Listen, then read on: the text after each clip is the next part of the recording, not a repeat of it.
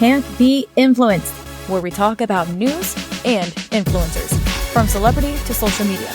Let's get into it. Hello, my peeps. Hope you're staying safe and sane out there. Let's talk about the lineup for today's episode.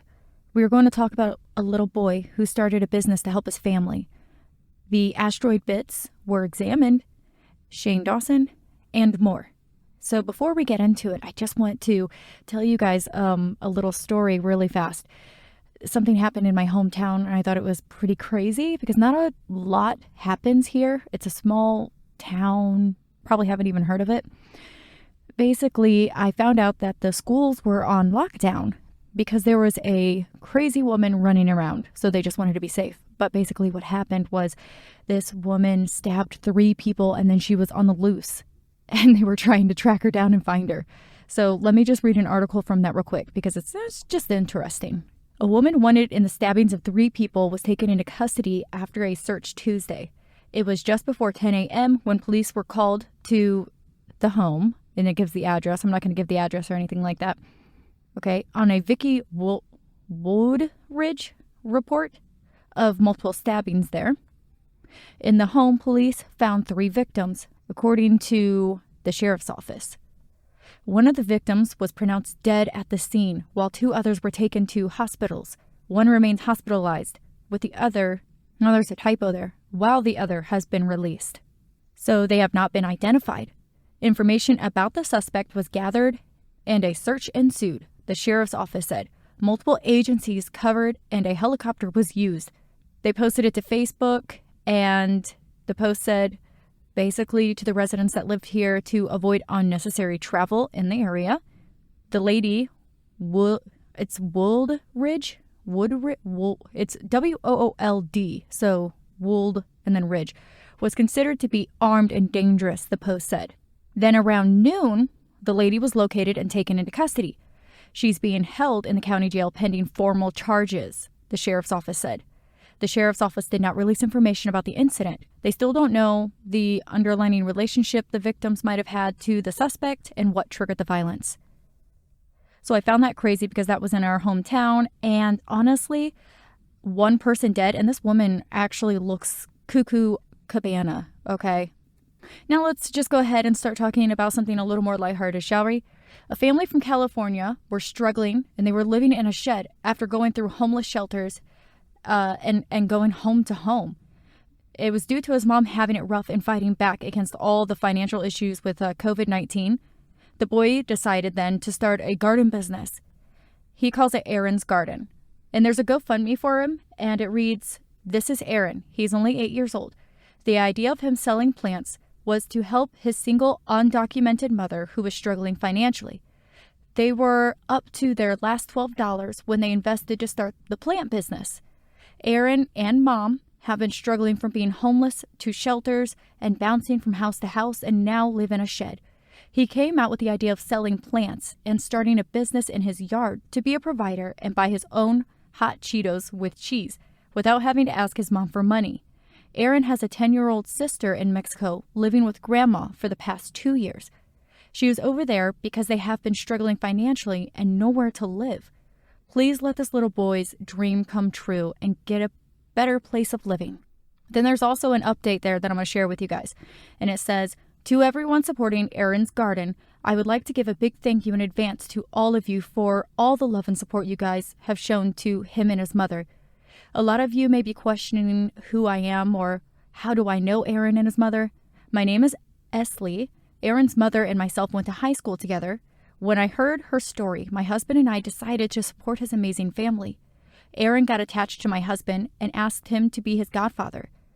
And then they go on to say how their plans for the donations going to a great cause. They have plans in renting a bigger space where Aaron's sister lives in Mexico and can come back to live with him, his mom, and his 2-year-old sibling. Then they go on to say how they would upload a video or picture soon to confirm that all donations had been given to Aaron and his family, and then they thanked everyone once again. Now, he started with a small amount of plants, I think around 8 little plants, to now being able to buy his mom a car and a home. The GoFundMe page has raised over $68,000. His mom also has a part-time job now, and they are doing so much better. What blows my mind is this boy is only 8 years old. His future is looking bright. He's using their new garage for his plant business. And this is what Aaron says. He says, "I feel happier because we don't have to struggle as much as before." He also said, "Our shed was hot and crowded and I wasn't happy." Then he continues, "I started my garden so my mom wouldn't be stressed because I don't like seeing her struggle." What an inspiring little guy. So his mom lost her job during the pandemic. And then, this little 8-year-old thought investing their last dollars into starter plants would be a good idea. And, well, he was right. I'll go ahead and pop in the GoFundMe page in the description below if you wanted to check that out. All right, let's move on. Last time we talked about the asteroid Rai. I'm just calling it Rai because it's easier. I think the formal way is Ryugu. It had just landed and was being sent off for further study in Japan. So remember, it had landed somewhere in Australia, almost 2, 3 in the morning, and they went and collected it up and they sent it off to Japan. Now JAXA, which is the Japanese Space Agency, have opened the capsule and have confirmed that it is indeed the correct material from Rai. They have opened a part, I think just a compartment of the capsule, to find pebble-like shapes among smaller broken bits of the asteroid. They are saving the other compartment for later because this sample is from beneath the surface of the asteroid. They say that it will contain gases that have come from Rai and just being out there in space. So they are just being more careful and cautious with that. The scientists are going to study the material to learn more about the origins of this asteroid Rai, which, by the way, is said to have been around during the formation of the solar system, like Earth and all that. So it could help figure out the origins of Earth as well and just give us more answers. So I guess we'll just stay tuned on that, stay connected with that story. All right, let's go on to another little short story before we go into the main topic. So there's this mom that blew $10,000 on her looks. So she got veneers, Botox, nails, the works, while telling her kids, who are ages 13 and 14, that if they want Christmas, they'll have to work for it themselves. Now, I'm confused on how they can work for themselves when only one of them is just about the working age. The mom's job is on OnlyFans, and she relies on her looks. She said that in many news articles, that she just relies on her looks, so she deserves it. She deserves to have a little bit of spoiling for herself, and that the pandemic was hard on her. Now, okay, I just wonder how it was hard on her. If her job literally consists of taking these pictures, nude snaps, or whatever she does, basically she gets to work from home. She doesn't have to travel anywhere. She doesn't have to do all these things that parents have to do, like take their kids to school or send them off to the bus, or, well, if they're older, I guess she wouldn't really have to worry about that, but still she would have to go to work and be home at a certain time, get their homework done, whatever. So, okay, I'm all about to each their own. But the main thing that bothered me with this story is how so many parents out there either lost their jobs or they had to quit due to schools closing down because they had to be there with their kids and homeschool their kids. And they're used to their kids being at school and they lost their jobs. So their schedules are all over the place, just complete change, just like that. And I find it hard to believe that she went through so much when she works from home, and honestly, that job is rather lenient, I would think. And then these parents are still doing what they can to give their children a good Christmas. I don't know. What do you think about this, guys? Alrighty. Let's move right along to our main topic for today's episode, which is Shane Dawson. If you know him, you either loved or hated him. But if you know him now, well, you're either a diehard fan that doesn't care what he does, or you used to like him until all this crap came out about his past actions. Either way, we're going to talk about his past mistakes, which can serve as sort of a refresher in a way too, as well as the rumors claiming he's trying to weasel his way back. Let me just say, for the people that may listen to my podcast and don't know who Shane Dawson is a YouTuber. He's one of the biggest YouTubers. I would say he still kind of is, even though he's in this main controversy and he's basically just been canceled. But he's been doing YouTube since around 2009, so he was about 20 19, 20. I think he even said himself he was 20, so we'll just say that. And he used to make very controversial videos. And we're going to get into all of that, what he's done and stuff. And I'm going to share some audio clips and everything too for you. So you'll get a better understanding of all of that. And then now he does more like documentary types style videos, which he's doing a really good job with that. He's a good editor. He's a good filmmaker. And I think that if he would have just started with that, then he would have been golden. But I don't know. Okay.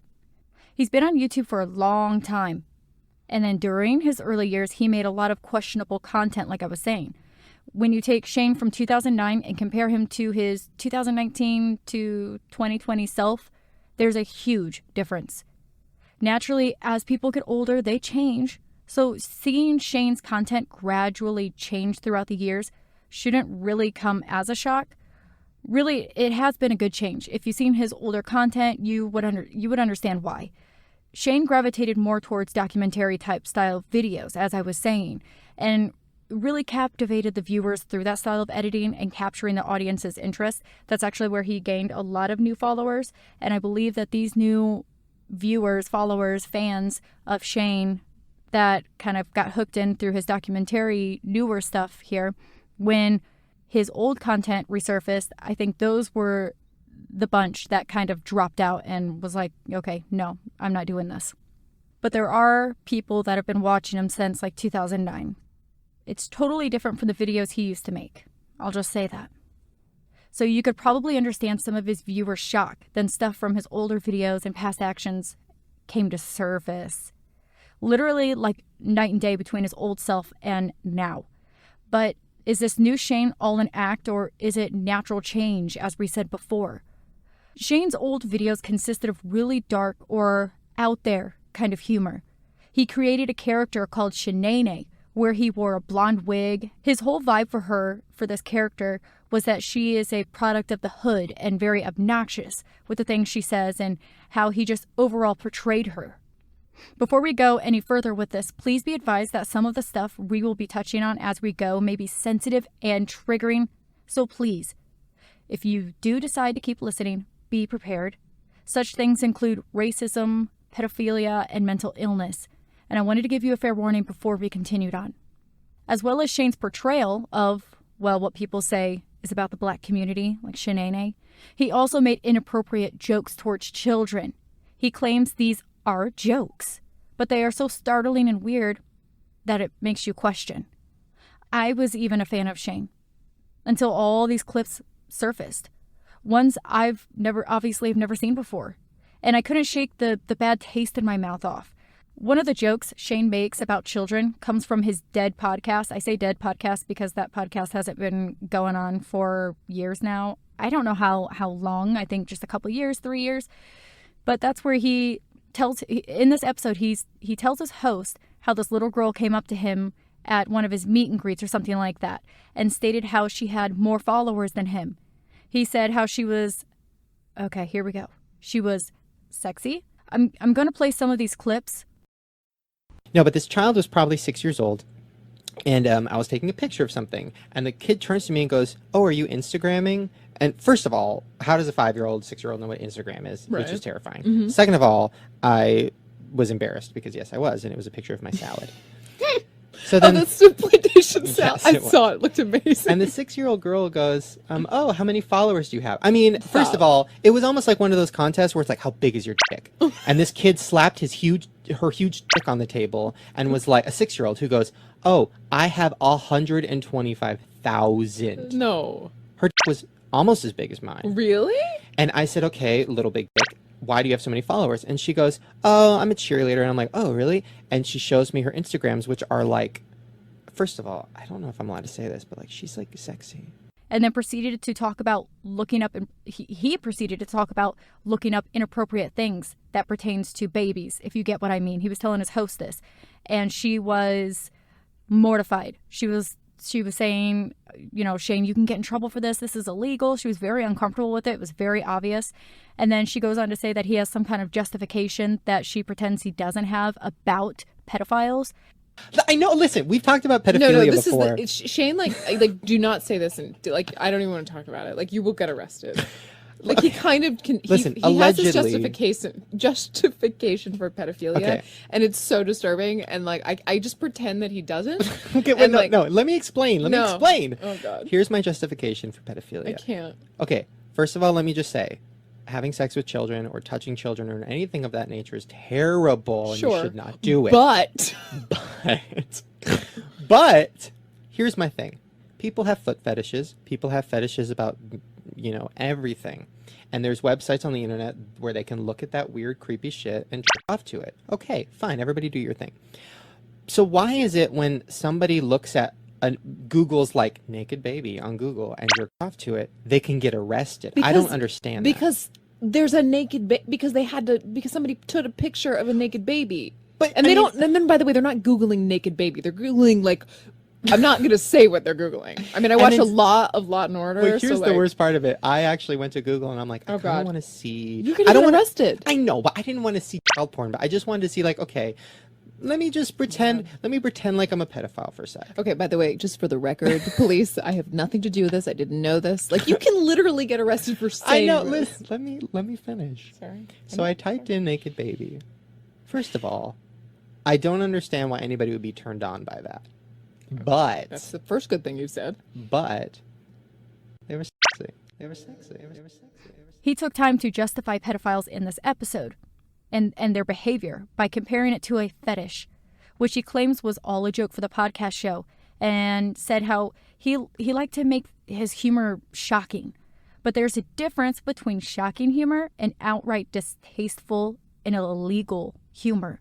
There's no question he surpassed the whole shocking aspect and dove straight into people questioning his behavior and motives for these statements he claims were jokes.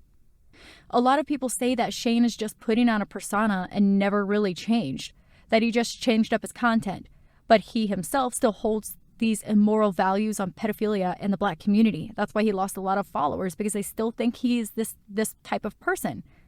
Let's share some clips on Shane's questionable behavior. Again, please be advised, I will be bleeping out any sensitive words, though, because he does say something that's very triggering to the Black community, and he outright says it, which he thought was funny. The word of the day is... Oh, I'll whip your hair back and forth. Oh, Willow. This is a story all about how my life got twisted upside down, and I'd like to take a minute, just sit right there and tell you how I became the prince of a town called Bel Air. Yeah. Bum bum bum bum bum bum bum. Hey, what's up, you guys? Yes, it is me, the Fresh Prince of Bel Air. How fly do I look? I mean, really. Cuckoo! So first things first, you're probably wondering, hey, where's JT? It was time to let go of him, and I just wanted to let you know that I, Liberty Van Fett, am choosing you to be my new object of affection. My seventh favorite bodily fluid. Oh, bitch, monkey woman, you're the best. I'm gonna eat this whole. You should be! I'm sorry, when I become Nikki, I just get so angry. So back to the question, my best friend is Kate. Time to see some hot, sexy bitches wearing my Hot Topic shirts. Damn. Oh, if Justine wasn't watching, I would rape all of you. Yep, that's real. That's definitely real. He definitely did that, and he did try to say that that was all a joke. I'm going to go ahead and just let that kind of rattle around in your brain for a little bit, because for me, I felt like that was pretty far. I don't care. You think you're joking. I just don't know what to say about that. Okay, let's go on to his 2014 apology. So he addresses these videos. This apology was from 2014, so nearly 7 years ago now. It addresses his racist content. So we're going to go ahead and play some bits and pieces of that apology. Hey, what's up, you guys? Okay, I don't really know how to do this video. I didn't really plan it out. I didn't write it down because I didn't want to. I wanted it to be real from my heart. I didn't want to script it, which I probably should have, because I'll probably be rambling a lot. But just know it's heartfelt rambling. First of all, I'm not doing this video for money, or I'm not putting ads on this video. There was like a 3-second ad for my movie, but that's because that's on all my videos, and I can't do anything about that. I'm moving my hands a lot. That means I'm nervous. Okay, sitting on my hands. This video is an apology, and it's not a fake apology. Nobody told me to do this. If anything, people told me not to do this, or like, Shane, don't talk about this. It's just going to raise more attention to it. It's just going to, but I want to raise attention to it, because I want to turn this around into a learning experience, because, you know, a lot of people watch my videos, and a lot of people can learn from my mistakes. A lot of you guys probably don't know what's going on or why I'm making this. You probably think I had nude pics released, which is not what happened. That is not what I'm talking about. I'm talking about something bigger. Okay. Okay, I just broke a toilet. Okay, I actually broke the toilet.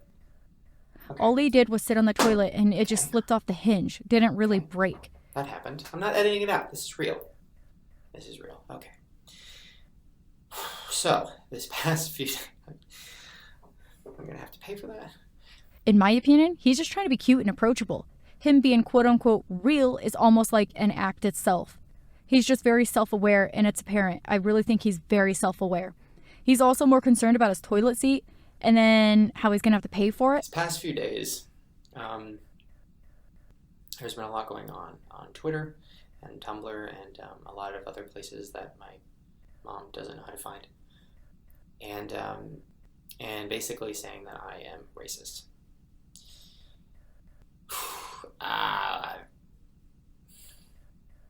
First of all, I'm not racist. But this video is not me defending myself or telling you why I'm not racist. And I love black people, guys. It's not that. This video is me apologizing because I understand why some people think that. You know, over the last, God, I've been on YouTube for a long time. Over the last like 7 years, I've once in a while, once a year, I get kind of bombarded on Twitter with, you know, Shane's racist, and they'll post screen caps and blog posts and all these things, and I ignore it, and I just say, I'm not racist, so I ignore it. Even in the bottom of my heart, I'm kind of like, maybe I have done something too offensive. Maybe I did go too far. No, because my audience isn't offended, so I'm fine. He's very aware of how he's coming off on camera, and then he's paying more attention to that, being more like cute and funny and trying to be relatable with the audience. And that's what seems like this apology is more concentrated on. And it's an apology for a sensitive topic. So really it should be taken a little more serious, in my opinion. Maybe a lot more serious. So basically what happened was some screen caps were going around and some blog posts about me doing blackface. Now, for those of you who don't know what blackface is something that they used to do a long time ago, where white people would, you know, make their face black and they'd paint their lips white and they'd make fun of black people, and it was really cruel and horrible. And I'm going to be honest, I didn't really know what it was up until literally a month ago. I knew the term, but I didn't quite know any of the historical, you know, background and any of that. I just knew in my head, I was like, that's not what I'm doing. Because what I'm doing is I'm playing Wendy Williams, which a lot of the screen caps that are going around are of me playing Wendy Williams and me playing Raven Simone and Chris Brown and stuff. So for me, in my head, I was just like, oh no, I'm just becoming the character. I'm not making fun of them for being black. I'm just looking like that. Using bronzer, making myself look like, how you doing? Like Wendy. Which didn't offend my audience. I never got comments about it. It was fine. But the biggest thing I learned was that just because it doesn't offend my audience doesn't mean it isn't offending mass amounts of people outside of my audience. And that's what I should be more aware of. Once again, I did not write this down, so I might be mumbling and going in a lot of different directions, but please stay with me, I promise. There's an ending. The whole toilet's gonna break. That'll be the ending. Anyways, so yes, I made a mistake. I can't expect everybody to just be like, oh, Shane's not racist, he's just being funny. Like, I can't just expect everybody, because not everybody knows who I am or watches my shit. They just see those screen caps, they see those blog posts, and they just assume, holy shit, this guy's a KKK member, kill him. you know, and they have every right to assume that because those blog posts are really bad. So I'm apologizing. I deleted all of the videos that I could find of me doing anything that offensive, you know, and I'm trying, you know, I'm trying to move on and because I care for you too much to teach you things like that. I really don't know what else to say. I'm embarrassed. You know, I shouldn't have done that. And, you know, listen, there's a lot of videos I've done that are offensive. I've done a lot of jokes about things people don't joke about. Well, I mean, you know, I was raised on Sarah Silverman, you know, Lisa Lampanelli, South Park. I was raised on all that offensive shit. So that's just my humor. He tries to make it real, and it almost makes it artificial the way he's pushing so hard. He seems to try to negate the responsibility and blame it on the stuff he watched growing up, which I personally don't know how to feel about it. But what about the pedophile comments and statements he made? Which, by the way, those types of behaviors is what did me in with Shane. And sometimes I forget that, you know, there's a line, and especially when your audience is young, you probably shouldn't cross it too much, and I did. And I've deleted a lot of videos over the last couple hours that I felt crossed the line too much, and I'm embarrassed and I'm sad that I made those videos. So I don't know what else to say because I don't want this to sound fake and cheesy. So I'm just gonna end it with I'm sorry. And I did write down a couple people's names because I didn't want this. I wanted this to feel like a personal video, less like a public apology. Like I don't want to do like when Chris Brown was like, "I'm sorry for beating Rihanna, and I don't believe in." Like I don't want to do that kind of a video. I wanted this to be a little more personal. So I wrote down some names on Twitter of people who were really offended and sad by seeing me doing blackface. And I think this video is getting so fucking long. I'm sorry. He's more concerned about the length of the video, which I also think that goes with what I said earlier, him trying to be quote-unquote relatable with his viewers, because that's what they say. He's just so relatable. He's a normal person. He's humble and all this stuff. And this is what that's what you're seeing now with this, is during this apology. And that is the punishment that I get. That is deserved, and it's going to take me a long time to get away from that. And it sucks. But it's what I got to deal with, and hopefully at some point in my career I will be able to have people not look at me like that, like the offensive, shocking YouTube guy, because I'm not. I'm a nice person, and I just want to make funny shit. And the movie's funny, and it's not. But now a lot of people aren't going to give it a chance because they think it's going to be horrible and offensive, and it's really not. But this video is not about the movie, by the way. I'm not trying to promote it. Dear God, now it looks like I am. Oh God. Okay, moving on. I love you guys. Thank you for watching. Sorry for anybody who I've ever offended.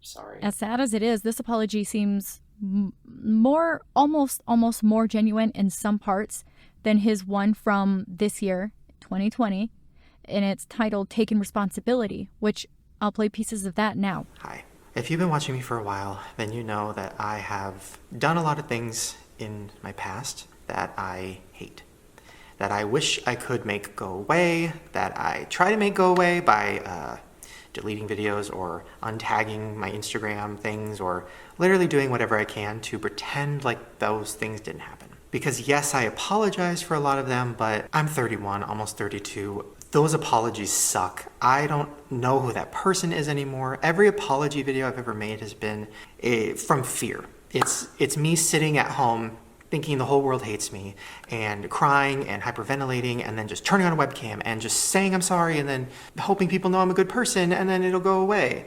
And that is stupid. That is something that a child does, not something that a 31-year-old man does. That's not good. Right now is very much a time of wanting people to be accountable, wanting punishment for people, and I agree. And that's why I'm making this video. I saw Jenna Marbles' video, and it really inspired me, and felt like a sign from the universe that I want to do this. Although he kept doing those things up until he was getting backlash. So this video is coming from a place of just wanting to own up to my shit. To me, this is all messy. And just to be clear, Jenna Marbles has been around about just as long as Shane and has by far been less problematic than him. So he can't really compare himself to her whatsoever. I think it's his desire to be that unproblematic person, but that can only come with better choices, which he didn't make in his earlier years. And that is, rightly so, going to come and bite him in the butt. Wanting to own up to everything I've done on the internet that has hurt people, that has added to a problem, that has not been handled well. Like, I should have been punished for things. I feel like this moment right now is very necessary. I'm going to apologize for a lot of things that I've done or said in this video. And if you don't accept the apology, that is 100% okay. And I think that's something that as I'm getting older now, I'm realizing. It's like, you can apologize, but you can't expect the other person to just forgive you.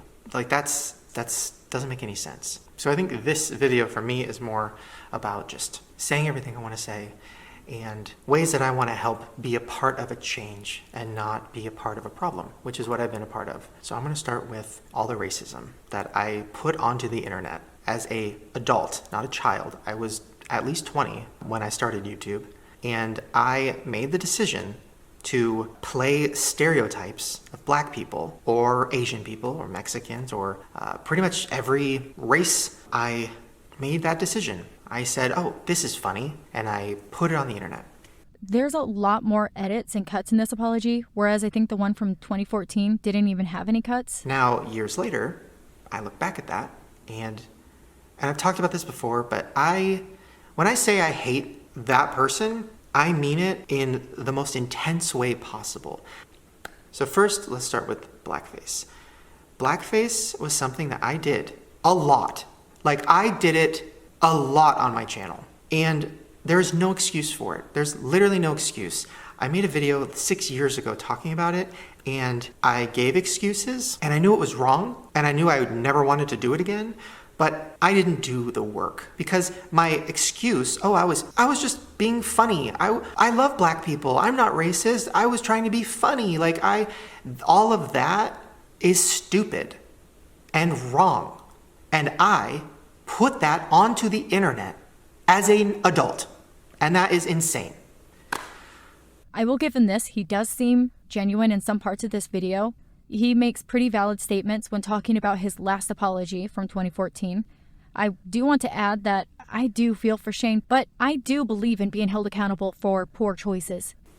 I'm so sorry. I am so sorry to anybody that saw that and that also saw that people were lifting me up and were saying, you're so funny, Shane. Oh my God, you're so funny. I can't even put myself in that head. I can't even imagine what it would be like to be black and to see this white guy do blackface and the whole internet at that time being like, LOL. That's insane. And I am so sorry.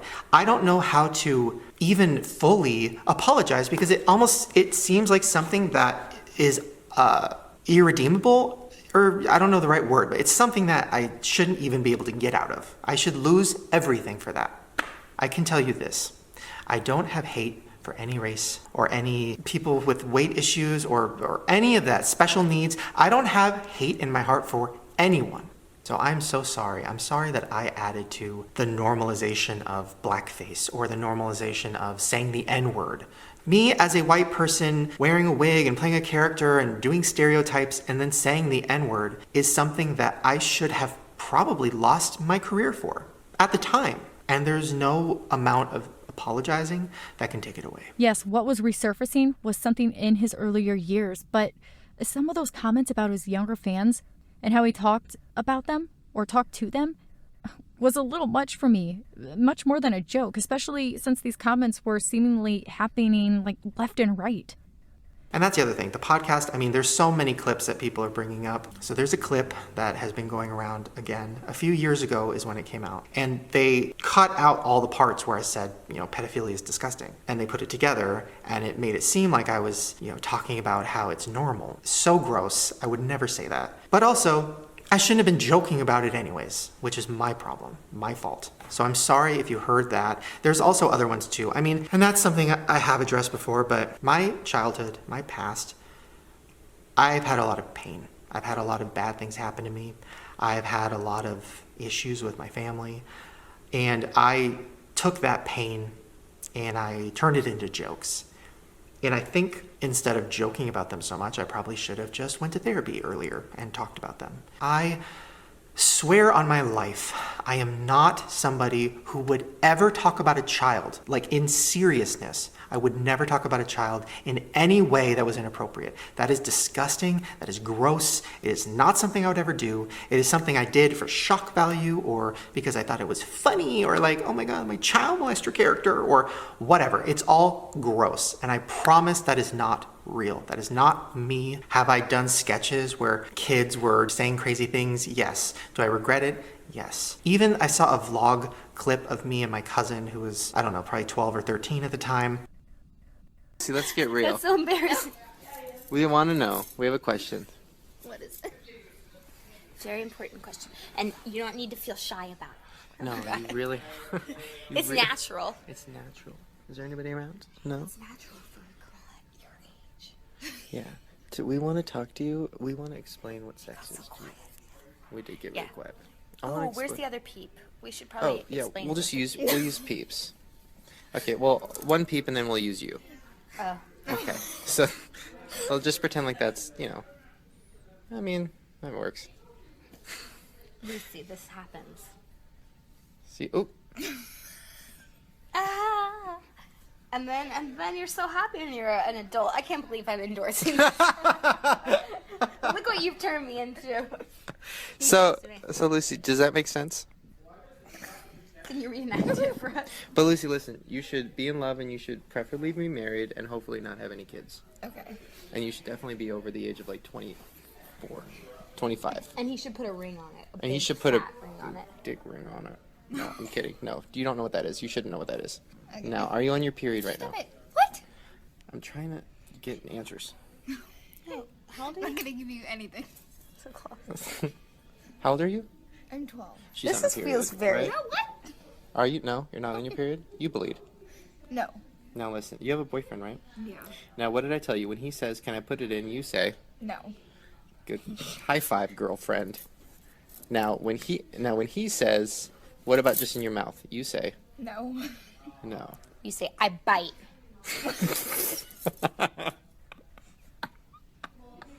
Right? 12 years old, everybody. And we were, I was doing the birds and the bees talk.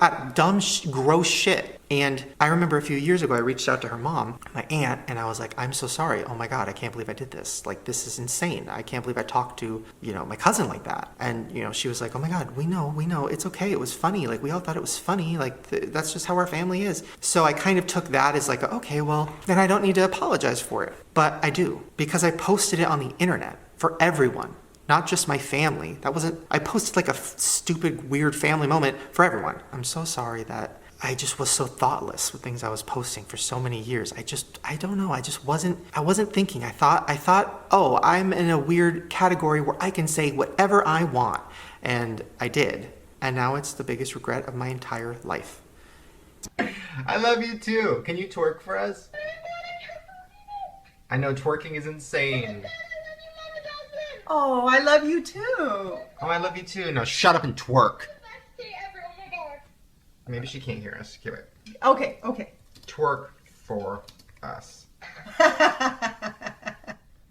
Oh, here we go. She's moving furniture. Yeah. Yeah. Yeah. Now tell her to show herself. Stop it, Shane Lee. Love you. All of it. Now, even though my apologies in the past for all of these things have not been good enough, they've not been thought out, they've been very fear-based, they've been not good at all. I want to say at this point, I'm actually concerned for his mental health. But then again, he chose to be in the limelight and could have quit anytime. So there's that. Hopefully this time around he does actually stay away from the internet for a little bit. But I want to say, why does he apologize right now when he gets backlash and things get resurfaced? I would say it would have been more noble of him for him to apologize on his own behalf, where there was no resurfacing necessary. So that makes me feel like his apology or future apology is ingenuine and forced. Almost like, okay, fine, I'll take accountability. Or like he wasn't aware of that all this stuff was bad until everyone else spoke up. Both of these scenarios are concerning though. And Jenna Marbles, by the way, came out and apologized, even though she didn't get the same sort of backlash that Shane got. She didn't make this super controversial content or anything like that, but she still made a YouTube video apologizing because she did a couple videos where she pretended to, one of them's like her being Nicki Minaj. And the difference between her and Shane is that she had taken that video down prior to any sort of backlash or anything like that. So automatically that makes her more genuine in her apology, and not to mention more noble. We'll get into that though. Let's just finish this current apology. Since I've apologized for those things in the past, I have made a lot of changes in my life. Changes in just every facet of me has changed. I'm not just saying it. I'm not just saying, oh, I'm going to stop doing that, guys. I did stop doing that. I stopped doing that stuff years ago. I don't use any racial slurs in my life. I've never used a racial slur in anger ever in my life. That is not me. That has never been me. I am not a hateful person. I am somebody who took jokes too far and was really, really, really stupid and inappropriate. So all of those apologies, if you accept them, thank you. If you don't, I 100% understand, because there was a lot. At this point, realizing how many people I've hurt or how many people I've inspired to say awful things or do anything awful, like to finally just own up to all of this and be accountable is worth losing everything to me. He claims he's willing to lose everything, but that doesn't seem truthful to me, as he's trying to slowly come back. And there's a lot of talk about him trying to do that through Ryland's videos. Again, if you're not familiar, Ryland is his boyfriend. And I am not saying that as like a lie or for sympathy. I'm being honest. I want to spend the rest of my life doing things that I love with my heart, that I'm excited about, and things that aren't hurting anyone, aren't offending anyone. And I want to learn more. And I don't want to be someone who's afraid of my past. For someone who has over 1 million viewers and has such an influence, and for someone who seems to really be self-aware to the point that he speculates how he's viewed, seems to really fail at thinking about all this, like everything he does, thinking about that all the way through. Like, it's almost like he wants to do his own thing, and then when that thing he does gets backlash, he'll just go and he'll apologize. But if there wasn't a backlash, would he then? And who am I to say that somebody needs to be humbled? Me. Like, who am I to say that? I literally have put so much hate onto the internet over my last 15 years of YouTube world. Like, I have put so much shit, and I'm sitting here like, well, because I changed and because I'm nice and this and that, like, yeah, you need to be humbled. It's like, that sucks. I hate that. That was so immature and gross, and I'm so sorry. It took the backlash to get him to the point of apologizing and seeing what he did wrong, or how others could see how it was wrong. So would he continue with this kind of behavior without the backlash? You see what I'm saying? Something is a bit off balance for me. It's almost like, in a way, he's being raised or growing through his audience. Like, he gets in trouble and gets put in timeout by his audience and then goes to his room and thinks about what he's done, sort of thing.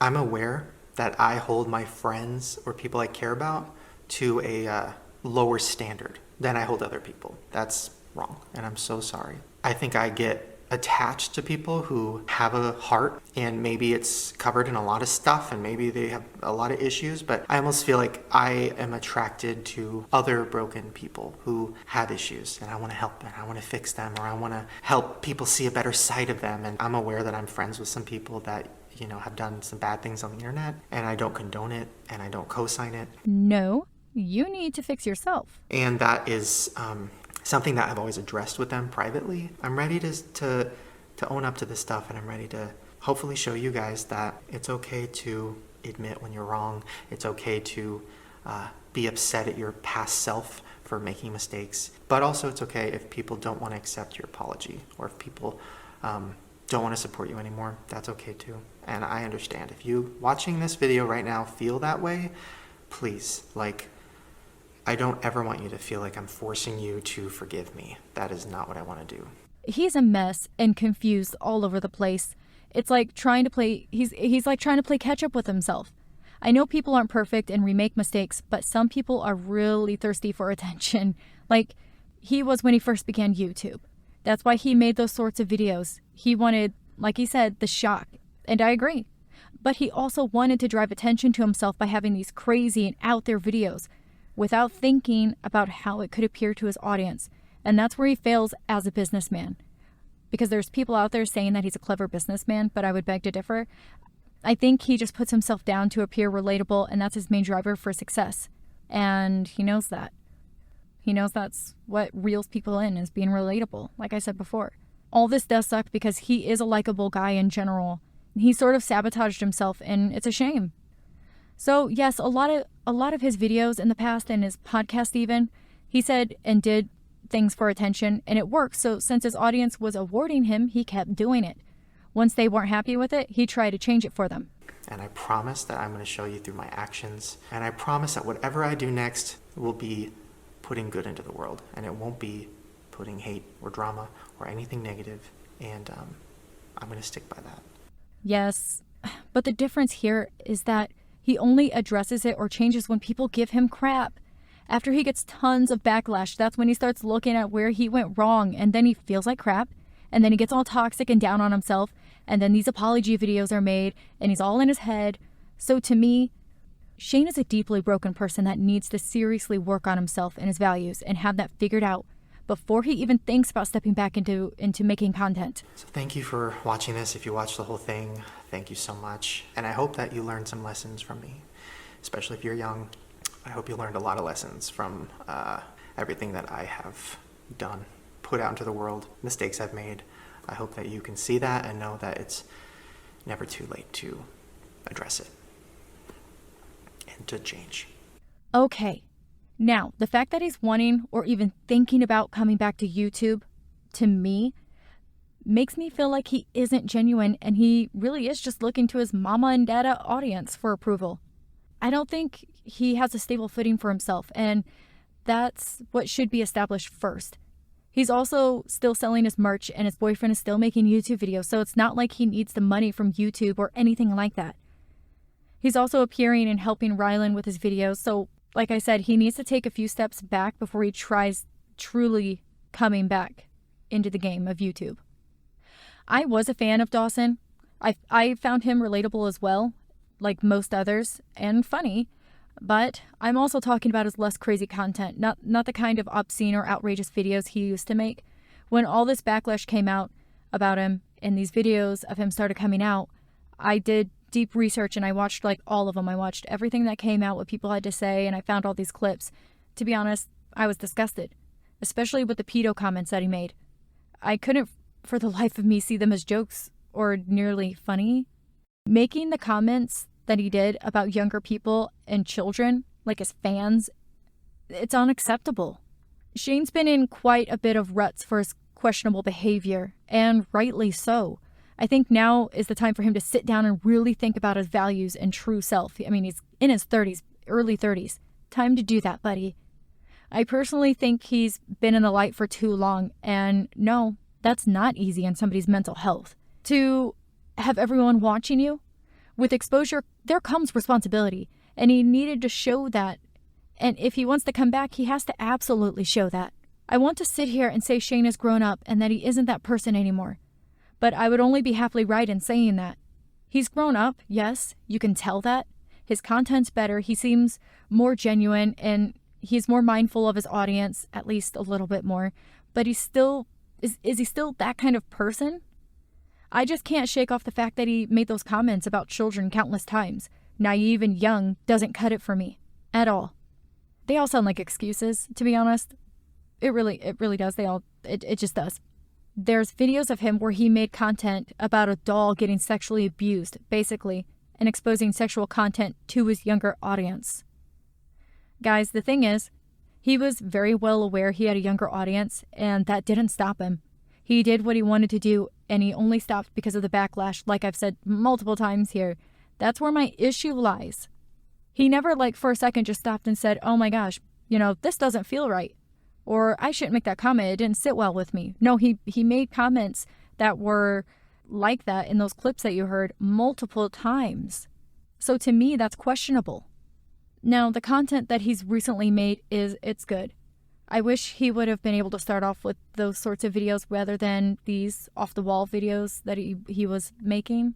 But it simply didn't happen that way. In a way, in a very small way, I do feel bad for him, but in a way I don't. Because he made those choices and he was in his early 20s when he began YouTube. he knew what he was doing, and even if he didn't, why would he make his videos racist and sexual, knowing he has an underage audience? Well, primarily underage, right? I will say that the way Shane used to be and the way it has been recently, it's like night and day. I just feel like there's possibly some deeper and maybe even darker things that go on in Shane's mind that we don't know about. So I want to be sensitive on this issue because I know Shane had gone through some things as a child, if I'm not wrong. But having a growing audience, he could have used this platform as an advocate to help prevent the things that happened to him to others. Maybe helping them get a voice, inspiring them. There's definitely better ways Shane could have approached sensitive topics and issues. With that, I'm going to close this conversation up for now. There's more that we can get into, but I think what I'm going to do is see if that is what you guys want. If you want a part 2, then let me know and we can take a deeper dive into everything, because this was not as deep as I wanted to go. Our Instagram is in the description below. As well as that, if you have anything you'd like me to know, such as feedback for the show or any topics you want to hear, then feel free to reach out to me through there. Thanks, guys, for joining another episode of Can't Be Influenced. All right, guys. Until next time. On the edge, looking out with no parachute. You know I'm dreaming about us too.